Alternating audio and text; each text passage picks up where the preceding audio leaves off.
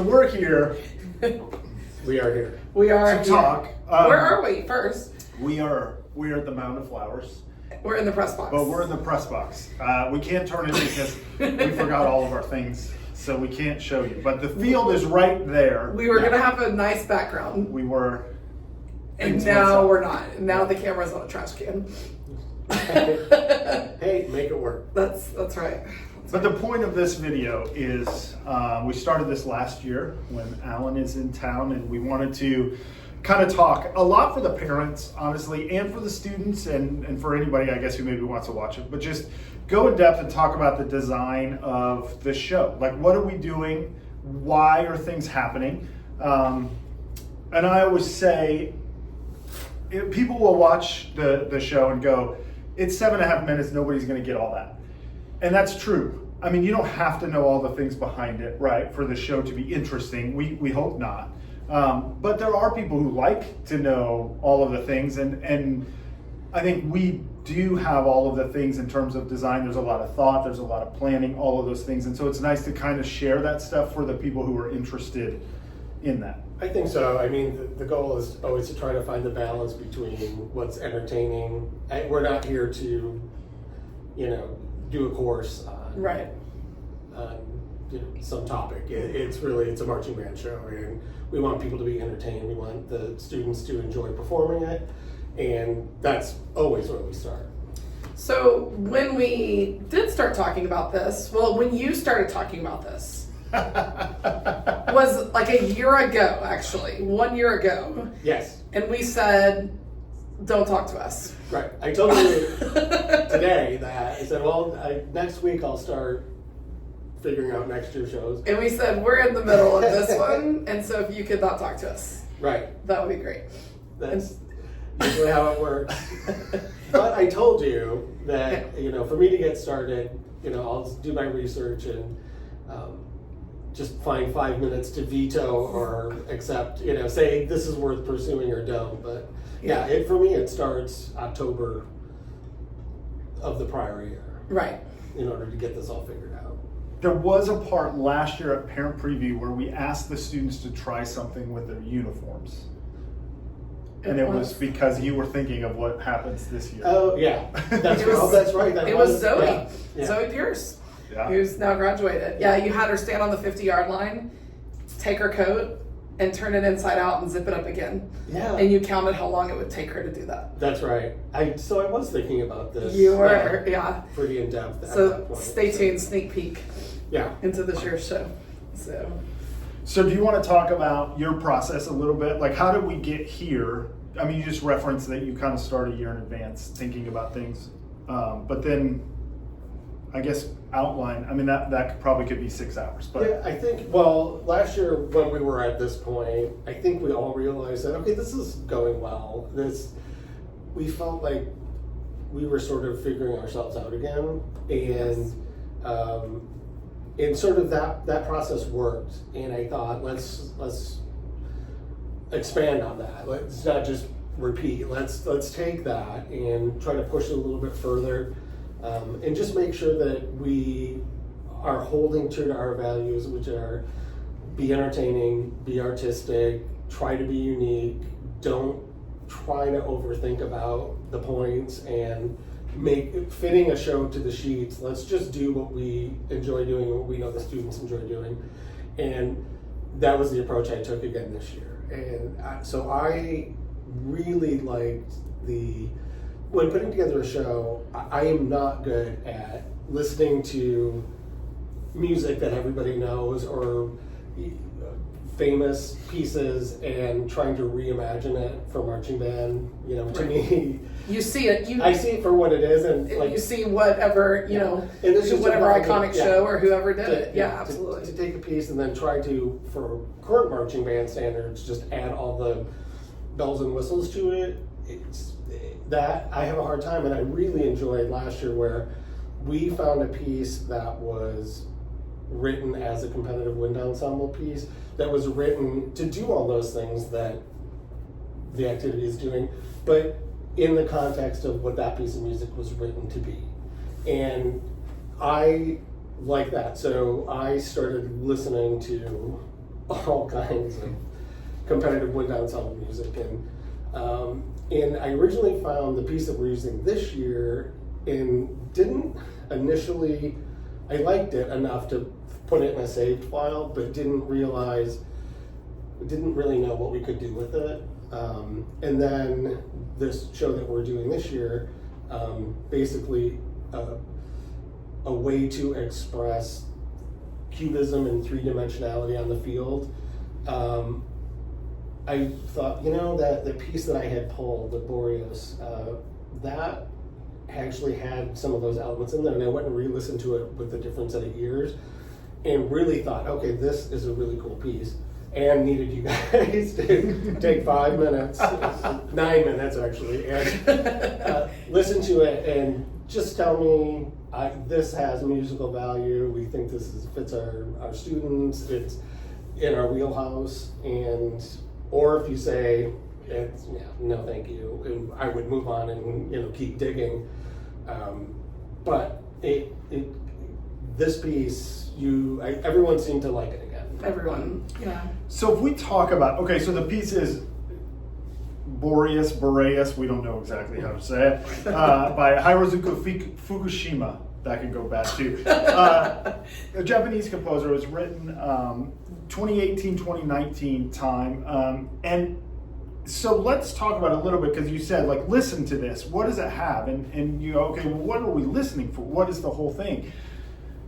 I think in today's climate now, in our world of marching band and whatever pageantry arts, there's these judging systems, right? And you go, well, okay, especially in our world at UIL, there's gonna be a woodwind judge, there's gonna be a percussion judge, there's gonna be a brass judge. And it's hard because we as educators then are caught. What do?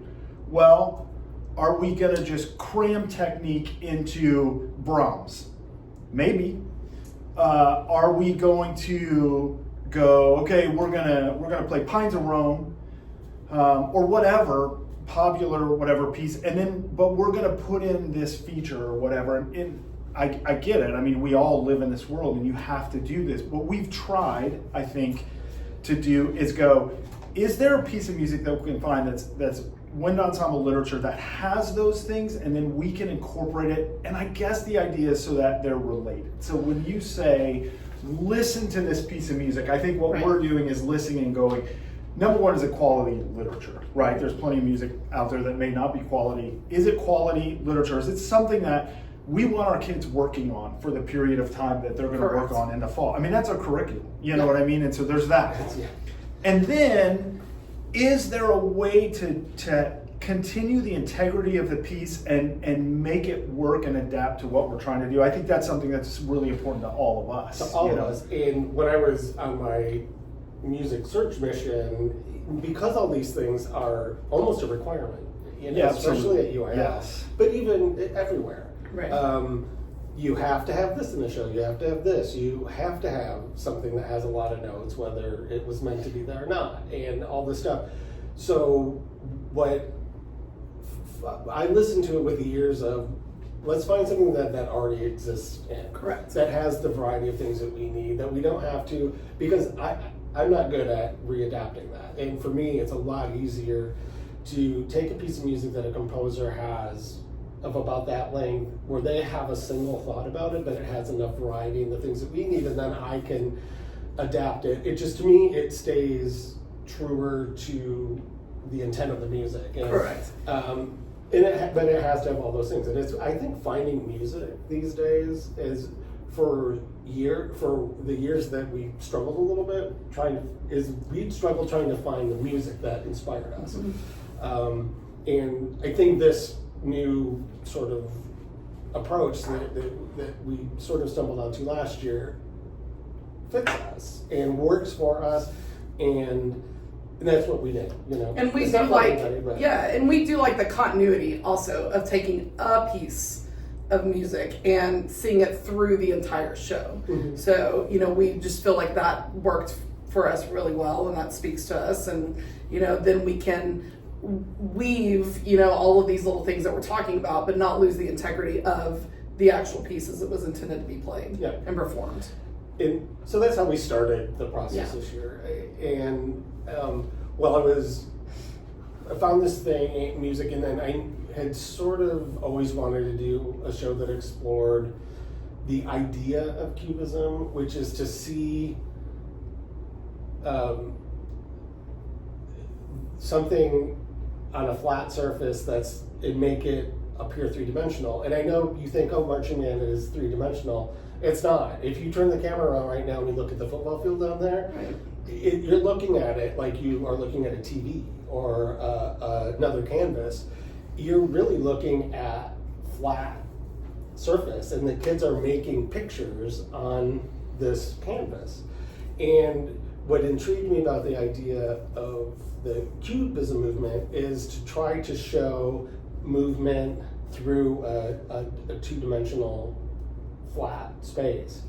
And that put me on the idea of like really going back to Picasso, who sort of was one of the three main founders of the Cubism movement. Was Georges Braque, Pablo Picasso, and Juan Gris, all French and Spanish. And they Picasso was inspired by African masks originally, where if you think of the face of an African mask, a tribal mask, it looks very cubist. It's carved in three-dimensional, and that he was inspired by that, and then just kept taking that further and further and further into painting, and then trying to depict a person or a subject on a canvas that, as if you were walking around, what that would look like from every dimension, and that's what created all these cubes.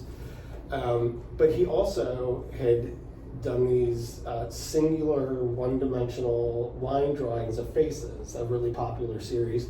And when I was thinking about this, I was searching for a show title, and I wanted to find something. I came up with the idea of multifaceted, which is, that's what cubism is. It's like a cut diamond, you know. It's something cut up so that it has dimension and shape. And when you look at the word in the middle of it, it has face. Right. And that from right there, I was like, okay, I have this almost all figured out just off of finding this title for a show that the original idea was about being multifaceted, but let's play off this face idea, because we can show a one-dimensional face and then a two-dimensional face, like the idea of that inspiration of sort of the African mask, and then into an even more dimensional, three-dimensional product, which is turning the costume from one-dimensional into three-dimensional. So we start with the line drawings, the Picasso line drawings. Yes. So the one-dimensional. So that's how the show starts. So you said to us, like, okay, I'm going to send you, I need you to make an eye, and well, not us actually, Mike O'Brien, and his. Thank you, Mike. Yes, and so, like, okay, and some lips and a nose and an eye. One face. Yes. Yeah, that's flat. It was this huge poster that comes, and you said, okay, have the parents make these shapes and figure it out. And so they started. Well, I need them this tall. Yeah, I need them this big. And so we go, okay. This was in the spring. It was in the spring. Yeah. And so then they heat PVC and then used some PEX and all this different stuff and made these shapes and then covered them in white pool noodles. Hey, don't give away all our sorry, that's our high-end secrets. But what's funny, very high-end. Yeah, they're very super expensive. Yeah. We paid a lot of money to have them custom made. Money is not an object. But we were like, I mean, you sit down and we're like, okay, this is gonna be fun. There's no way this is gonna work. And you said, go out to the field when you have all What these. else was it? Put them on a stick. Put them on a stick. Go out to the field. Have 5 kids hold them. And get on the tower and see if there's a face. And I mean, we're like, no. And then you get on the tower and the kids like turned it. And I'm like, well, that works. Yep, there's a face. Looks it like makes a face. So we take all these pieces of a face that start all over the place. And then they become all these line drawings. They physically become the line drawings.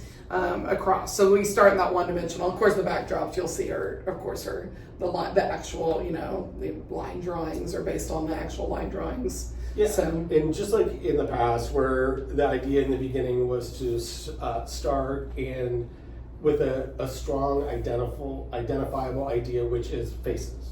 right. That, we're not getting too deep. This is, an eye, a set of lips, and a nose, and when you put it all together, it makes a face. And that is the opener. In part one, though, the band it's moving lines. It's very curvilinear. It's shaping. It's moving. Sometimes it makes faces. Sometimes it makes piece of faces in the drill.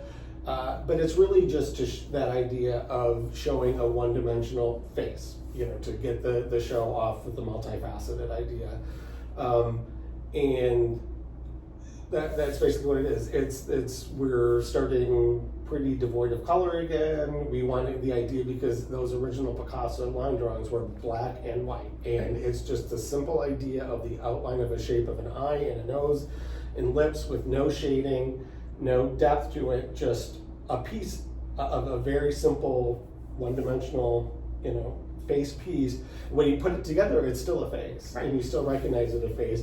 But the minute you tear it apart, they're just all these individual little pieces. We've spent a lot of time just trying to find different ways to showcase that and do it, and I think so far it's been going pretty well. Well, the opportunity. I mean, even last night we're here, we're having rehearsal, and there's a part in the front ensemble where they just hit a bell. It just goes ding, and you're like, flip the right eye, and you just laugh because you go to somehow bring character to these, like, I mean, it's weird that it works, but you just kind of laugh because there's they start out with all the face pieces, of course, and then the faces come together and they're revealed at the first, they all turn and you go, oh, that's a face.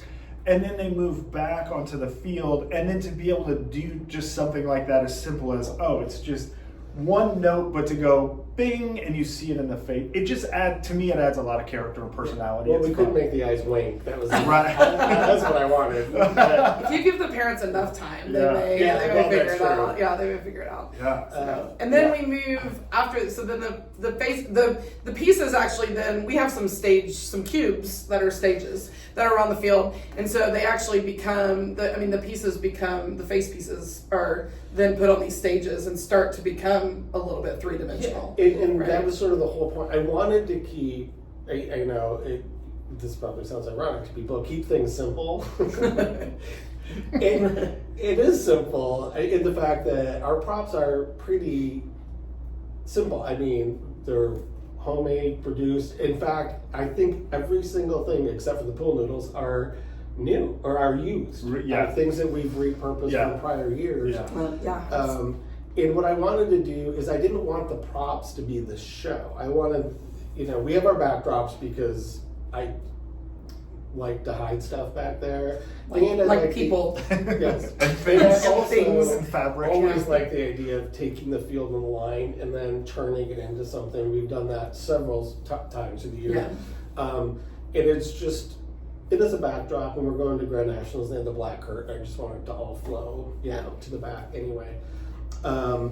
But the cubes are repurposed things that we had before, but I wanted to start them that it's each cube has 4 offset cubes that can also be used as stairs. But when I imagined it, that was like it starts with 1, then we make it together in 2, and then it actually becomes this 3-dimensional cube at the end, and it's the 1, 2, 3 thing.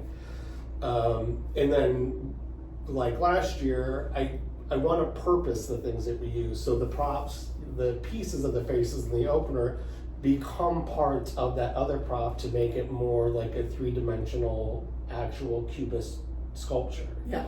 And so that grows through the show and gets more dimensional too. So, I mean, there's a purpose to all of this without trying to overdo it, and to make sure that everything that we had, we used with purpose. Right. And then we move through which we love the ballad this year. I think that we all liked our ballad last year, but the music is just it's just beautiful. And so we move through the ballad, and it's the introduction of then the two-dimensional faces, and there's two faces on the flags, and so it shows up in a lot of different ways. Yeah, and in some ways it's for the color guard, they start off in the beginning, and they're just more functional in a way of adding motion and color, but they become more of a cubist character later as the show develops. And in the second production, we're going to start eventually with the idea of the three-dimensional mask idea, and then the color guard will come out with masks too. So they lose their face, and their face is now printed somewhere else on their head to give them a more cubist appearance. At the same time, the band loses their hat, and now we can see the faces of the band performers, which is the intent of the ballad. Sort of, in one sense, we're introducing faces and taking away the sort of humanity of the color guard, where in the band is one step behind. They're going to reveal their face from behind their big giant shako, so we get to see them more, and it becomes a little bit more, about the performer, and a little bit more thoughtful and interesting, and it's also beautiful. The field just fills with these faces that we've created.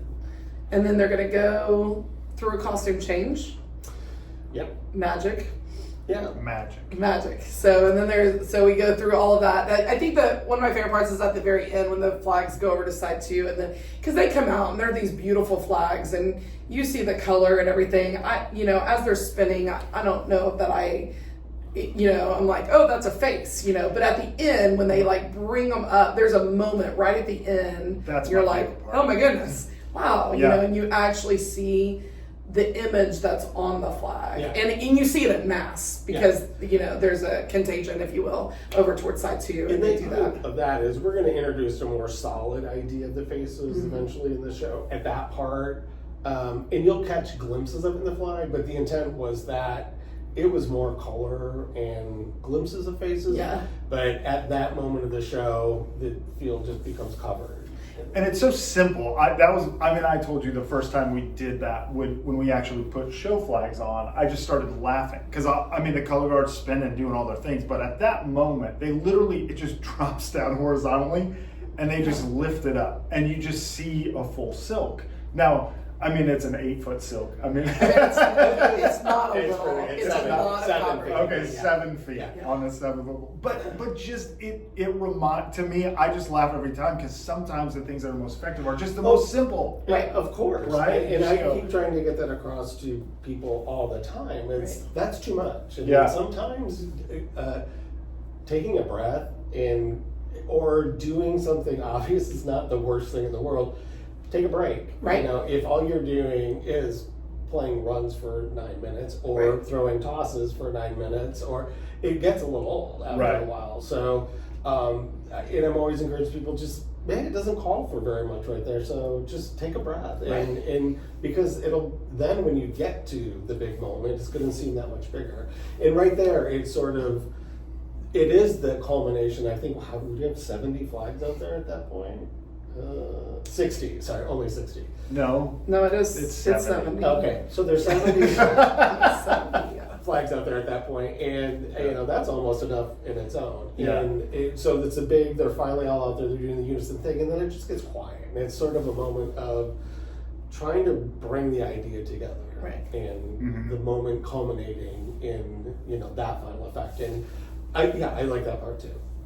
And then I do think then so for somebody like me who has not done a deep dive into Cubism, so I didn't really know about the line drawings and the his fascination with the African. I didn't know about all of that until we started this process, of course. But just as somebody who just knows Cubism, I think the third movement is probably what people like. Oh, it's really colorful. The faces are it's like very like abstract, if you will, like what you were talking about, the face, it's from all the different angles, but it's every color imaginable. And the show isn't about technically cubism, right? It's about dimension, and in our shows, we do a lot of shows about art, but it's not about pieces of art. art. Correct. It's about ideas of art. It's about the idea of, when we did the pop show in 2018, the Keith Haring thing, we sort of restyled that art into a pop version of marching band. Yeah. And that was the whole intent of the show, is to get to the point where a marching band was like a pop art statement. Right. And that's sort of the final end goal of this, is that we get to the band as Cubism art. Like, we're looking at it from up here down on the field, but we're seeing the costumes are three-dimensional, the prop becomes all three-dimensional. A lot of what we're doing in the flags is all about dimension and trying to use space and fill space in a different way, and it's crazy. It's crazy. When they get that new uniform on, I mean, we haven't quite got to the end yet, but it's, and we're going to do that same nod to art, this art style to band. And eventually in the season, it's not going to be done tonight, but there is, a change where we showcase that. There's a very, two famous paintings of the Picasso with the Vandalin player, and Marcel Duchamp's New Descending Staircase. Those are two super prominent, and you'll have to put them up. Edit.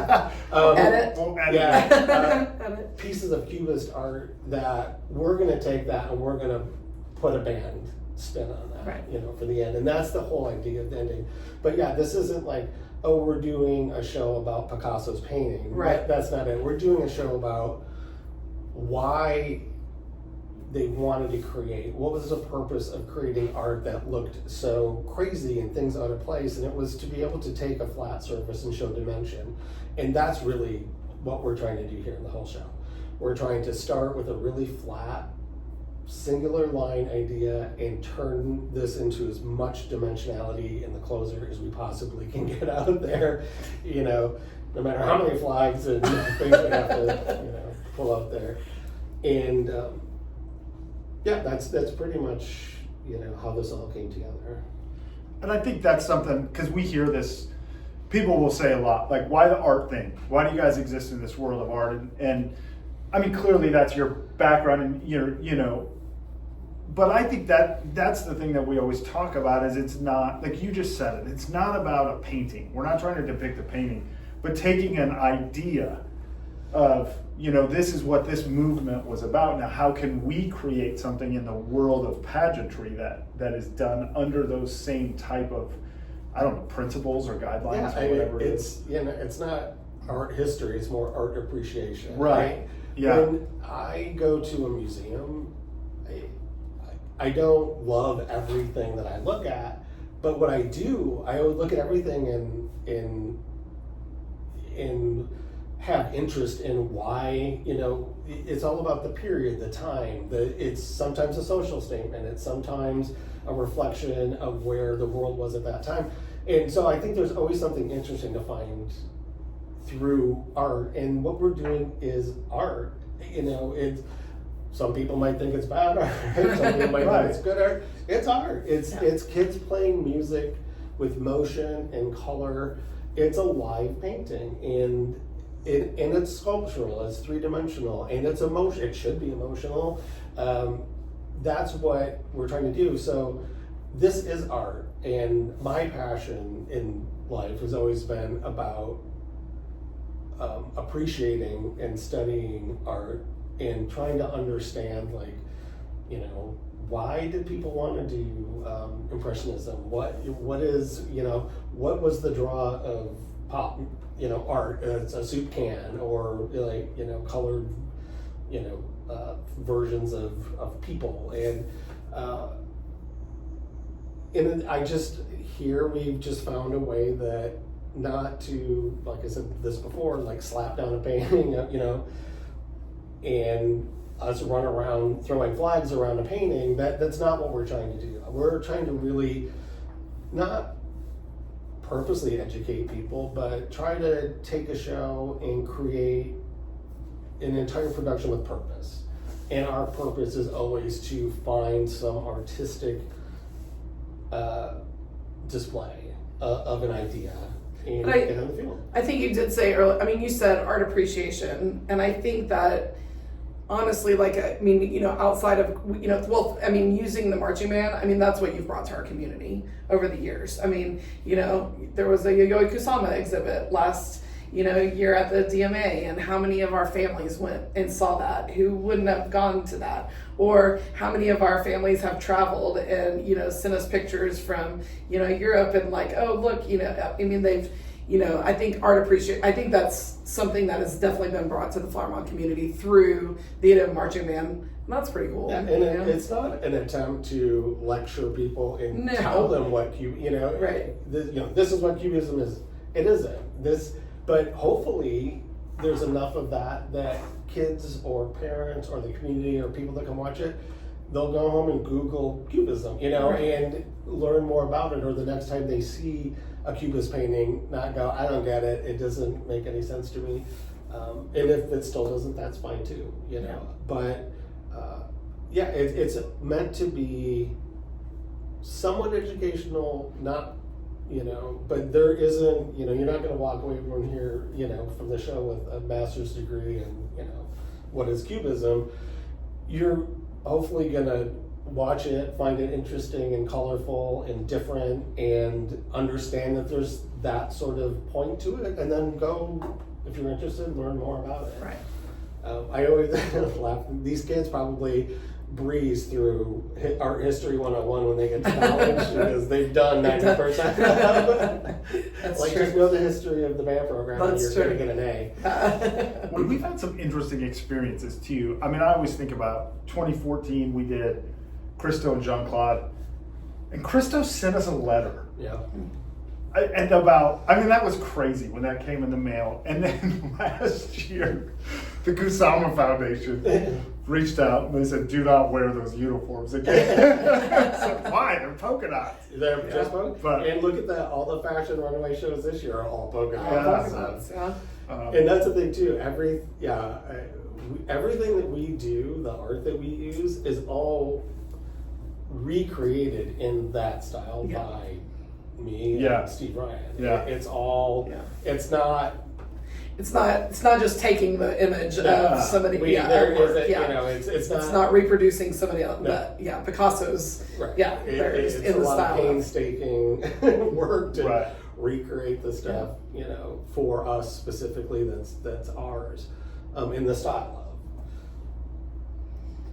But well, tonight is parent preview. Tonight It is is. parent preview. So if you There's made one- it to the end of this video, Yeah. man, it's And impressive. Hopefully our there's parents, one kid. there's a kid There's walking a kid. in. We the can't first, show it to you 'cause The we first don't kid have is walking in right yeah, now. right now. Oh, wow. To the stadium. And we start so, in an hour and 10 minutes. Yeah.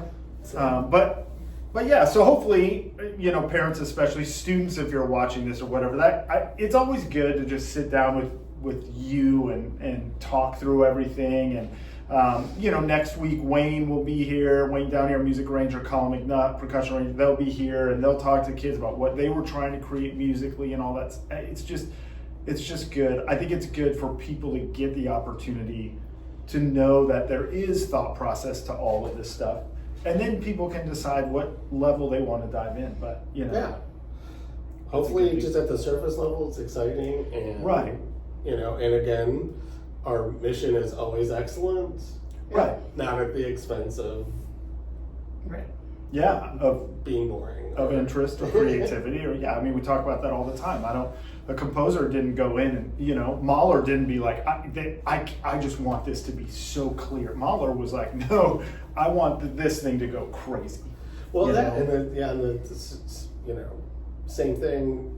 You know, sometimes, you know, a beautiful melody is enough. Yes, Okay. for You sure. know, and trying to just be okay with, okay, well, it's just a beautiful melody, but it's beautiful. Yeah. Let's just try to max this out and not worry about that it has, you know, enough content in it. Right. Absolutely. So, all right. It's all the things. All the things. So, all right. Well, it's going to be most of the things. So it's not, Most It's not all the it's things. never all the things. No. It'll be Well, all the things in November. I was gonna say it'll be all the things in November. Yeah. Yeah. So we're not gonna run out of things to do No. on this show. No.